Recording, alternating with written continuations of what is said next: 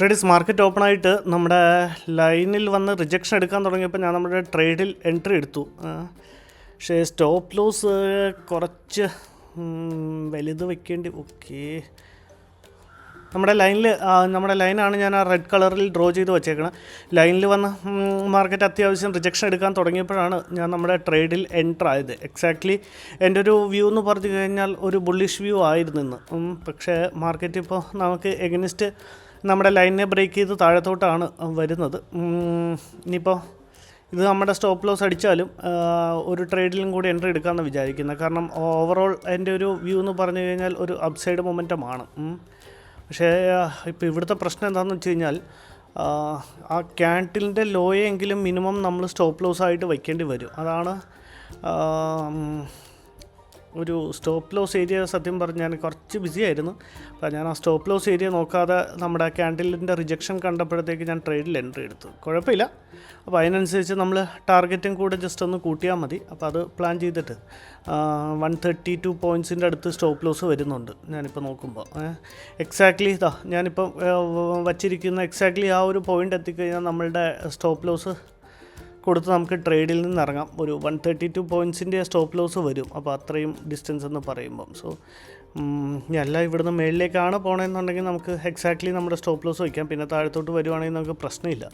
Correct നമ്മുടെ stop loss കൊടുത്ത് നമുക്ക് ഇറങ്ങാം. കാരണം ഇവിടുന്ന് ഇനി ഒരു അപ്സൈഡ് മൊമെൻറ്റം വന്നു കഴിഞ്ഞാൽ ഒരു കണ്ടിന്യൂസ് അപ്സൈഡ് മൊമെൻറ്റം ആവാനാണ് ചാൻസ്. സോ അങ്ങനെ അല്ല, ഇനിയിപ്പോൾ തിരിയുകയാണെന്നുണ്ടെങ്കിൽ പിന്നെ അതിൻ്റെ അർത്ഥം മാർക്കറ്റ് താഴത്തോട്ടാണ് എന്നാണ്. സോ ഇതാണ് എക്സാക്ട്ലി നമ്മുടെ സ്റ്റോപ്പ് ലോസ് ഏരിയ. ഇവിടെ വരുവാണെന്നുണ്ടെങ്കിൽ ഞാൻ മാനുവലി എക്സിറ്റ് ചെയ്തേക്കും. സ്റ്റോപ്പ് ലോസ് ഒന്നും നമ്മൾ ഇതുവരെ വച്ചിട്ടില്ല. മാർക്കറ്റ് ഓപ്പൺ ആയപ്പോൾ തന്നെ എൻ്റെ ഒരു കൺവിക്ഷൻ അല്ലെങ്കിൽ എൻ്റെ ഒരു ഓവറോൾ വ്യൂ എന്ന് പറയുന്നത് മാർക്കറ്റ് ഒരു അപ്സൈഡ് മൊമെൻറ്റം ചെയ്യും.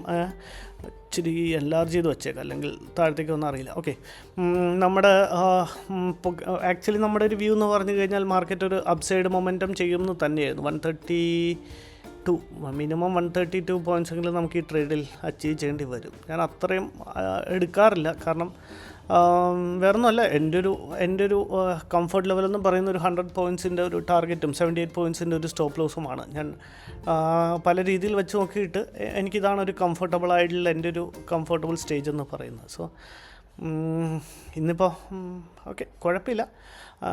ഇപ്പോൾ ഇത്രയും സ്റ്റോപ്പ് ലോസ് കൊടുക്കാൻ നിൽക്കുമ്പോൾ പിന്നെ നമ്മൾ 100 പോയിൻറ്റ്സിൻ്റെ ടാർഗറ്റ് എടുത്ത് ഇറങ്ങുന്ന അത്ര ശരിയായ രീതിയല്ലല്ലോ. ഏതായാലും മാർക്കറ്റ് എങ്ങനെ റിയാക്ട് ചെയ്യുന്നു, എവിടെ എത്തുന്നു? ഓക്കെ, റിജക്ഷനാണ് വരുന്നത്.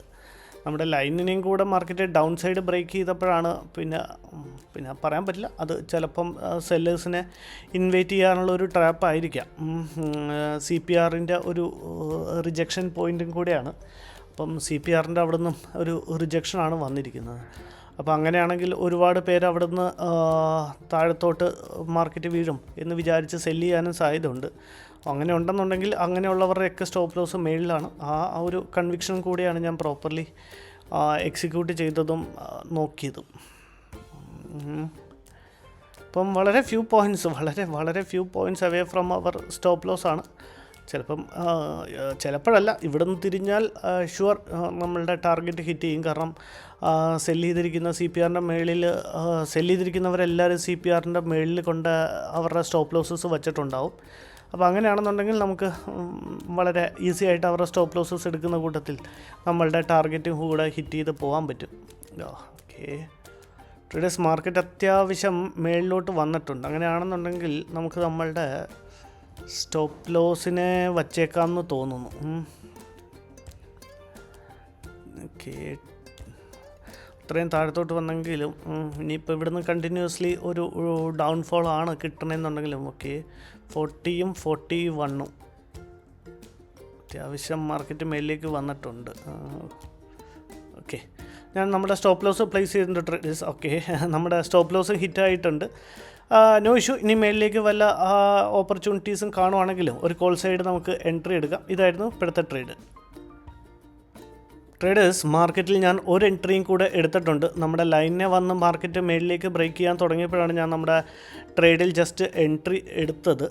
ടാർഗറ്റ് 100 പോയിൻറ്റ്സിൻ്റെ തന്നെ ആയിരിക്കും.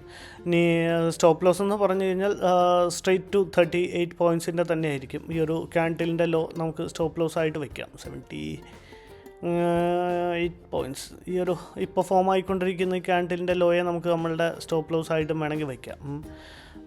അല്ലെങ്കിൽ നമ്മളുടെ എൻട്രി പോയിൻറ്റിൻ്റെ അവിടെ നിന്ന് 38 പോയിൻറ്റ്സ് നമുക്ക് സ്റ്റോപ്പ് ലോസ് പ്ലേസ് ചെയ്യാം.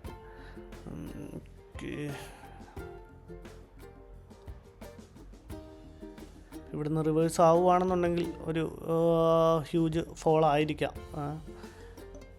ഓക്കെ, ഇത് നമ്മുടെ ഇന്നത്തെ ലാസ്റ്റ് ട്രേഡ് ആയിരിക്കും ട്രേഡേഴ്സ്. ഇനി നമ്മൾ ട്രേഡൊന്നും എടുക്കുന്നതായിരിക്കില്ല.